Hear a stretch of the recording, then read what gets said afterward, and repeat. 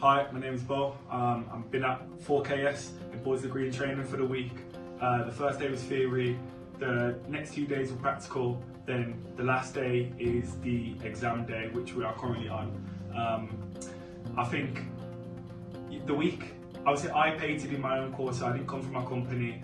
I like my own forklift license so that I could just put a bit of depth in my CV, and I think the week's been outstanding. The knowledge from the instructors, incredible. Also, sometimes you go to like a learning environment and it's a bit dull, the atmosphere is not great, it's a bit too much, hard to concentrate, falling asleep, but I think it's been incredible. It's a good amount about it, but a perfect amount of knowledge in there, so you're getting everything you need while also having fun. It doesn't really seem like a chore.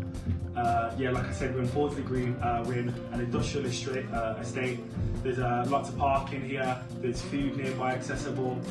I think overall it's been very good. You get a good amount of experience on the trucks and that. So if you was to go and get a job, of course, you don't have months of experience, but you feel competent in at least enough to go somewhere and try. Do you know what I mean? Say, I can do it, I'm good, and then show people that you are competent enough on the vehicles.